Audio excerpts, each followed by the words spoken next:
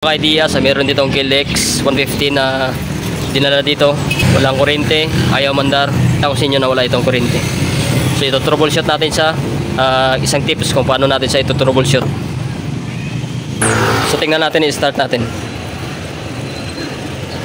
Susi.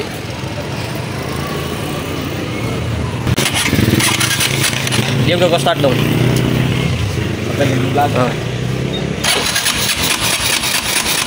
Yan. Walang kuryente. Basta isa pa. Yan. So buksan natin yung upuan. Titingnan natin, ito troubleshoot natin. Isang tips kung paano mag-troubleshoot ng motor na walang kuryente. So kunin muna natin yung upuan at yung kanyang tangke.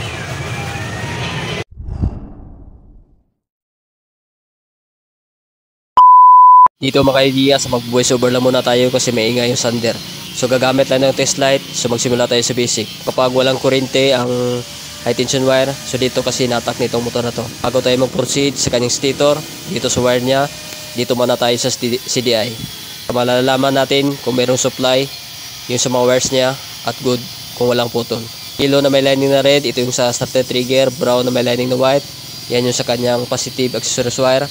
Yung black na may lining na yellow, yan yung sa negative. Blue na may lining na yellow, yan yung sa pulser. At yung black sa ignition coil. So sa test light natin, ilagay lang natin yung clip sa positive kasi ang hahanapin natin kung mayroong supply na negative, kung walang putol. So check natin yung sa negative. So lahat na tutusukin natin ay negative. Ayan. So hanapin natin dito ang negative. Unahin muna natin yung black. Yan yung sa pupunta sa ating ignition coil, yung kulay black. So dapat ilaw ito. Ayan, goods. So ganyan lang kadali. At next naman natin yung sa goods yung sa ating black. At next naman natin mamaya sa kanyang black na may lining na yellow, yan yung ground. Yung sa black, ito yung sa connection sa kanyang ignition coil. So check natin yung black, dapat ilaw ito, yung black na may lining na yellow. So good sa mga ideas, ibig sabihin good yung linya ng negative. So mamaya na yung pulser, yung blue na may lining na yellow, mamaya na natin i-check yan. So actual lang natin yun. So next naman natin, lagay natin yung test clip sa negative. Ang hanapin natin ay positive. So bago magka-supply yung dito sa on na muna natin yung CN bago mag-supply dun sa yellow na red at brown na may lining na white. So yan, check muna natin dito. So dito mga ideas, sa Killex meron yung kill switch. So kapag naka-off ang kill switch, dapat walang ilaw yung sa brown na may lining na white. Ayan. So magkaroon lang ito ng positive source kapag ma-on na natin yung, so walang supply, dapat ganyan. Yung dito sa brown na may lining na white. So kapag i-on na natin yung kanyang sa engine stop, ayan. So ito yung pag-i-start na yung pinalight nila. So dapat pag on natin, dapat iilaw. Ayan, na goods, may ilaw siya.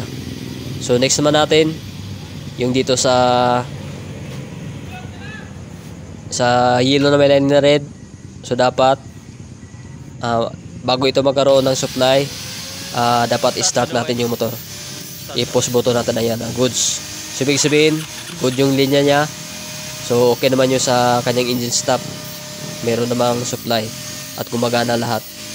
So dito mga ideas, ayan, try natin ulit kasi ipakita ko sa inyo ulit na wala talagang kuryente. So kasi natak nitong motor. So siguro dati mayroong kuryente pero ngayon tuluyan na lang wala ng kuryente. Ayan. So wala talagang kuryente. So mag-proceed na tayo sa ating pulser. So i-actual natin, titingnan natin yung kanyang stator. Proceed na tayo dito sa blue na may lining na yellow. So ito yung kanyang pulser. So ito na yung last na hindi pa natin na-check. So dito mga ideas, gagamit tayo mamaya ng multimeter para malalaman natin yung kanyang resistance. So buksan natin ito, i-actual natin mismong kanyang stator. So buksan muna natin. Ayan mga ideas, sa pag-check kung sira ang pulser, so ganito lang pag-check. Gamit lang kayo ng multimeter. Ayan.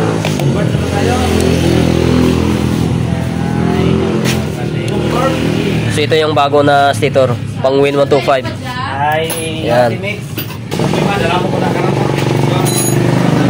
So na-check ko na ito, ipapakita ko na lang sa inyo. ganito yung good na. So tingnan natin ito. Ito yung good na pulser. Ha? Bisan ano lang kasi ha, bisan ping-egg. Yan, dapat naka-steady. 157. So dito naman sa yung luma, check natin. Yan. Yan, sobrang baba. So big spin. Hindi na sa ganong nagpo-function. May tendency na sira yung kanyang pulser. Sobrang baba. Yan. Nag-drain.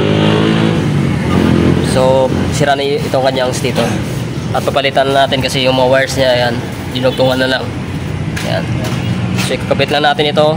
At titingnan natin mamaya kung andar na itong kanyang motor. Yan. Shoutout kay Pastor. Oh. Hello!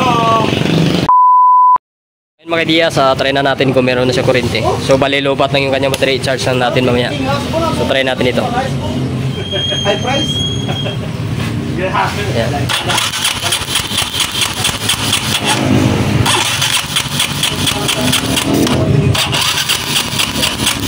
So bali lobat lang yung kanyang battery. So mamaya lalakas na yung kanyang kuryente. So kasi battery operated yung sa CDI ng Kilex. Ayan. So yan yung sira mga Diaz, yung kanyang pulser yung dito sa stator. So may na yung kanyang resistance. So dapat kasi nasa 150 plus kapag sa mga Kilex. Ayan, pag 147 na at nag-iba-iba yung reading. So may tendency na mahirap na palabasin yung kuryente nito kapag ganito na. At dito tinugtungan na nila yung kanyang mga wires. Ayan. So mas maganda palitan nyo lang yung stator kasi wala kayong mabibili na pulser sa mga Kilex. Buin 125 ang pwede sa Kilex. Ayan. So functional pa rin yung kanyang kill switch. Ito. Ayan. Start natin. Ayan. Bali hindi nakatuno yung carb. Maingay yung kanyang gas valve. Yan, wala ganong minor.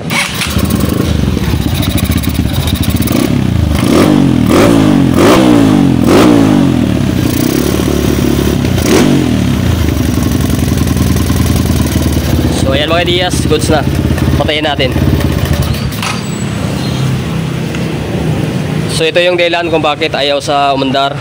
At kahit mayroong kuryente, kapag pasira na yung pulser, talagang hindi andar ang inyong motor.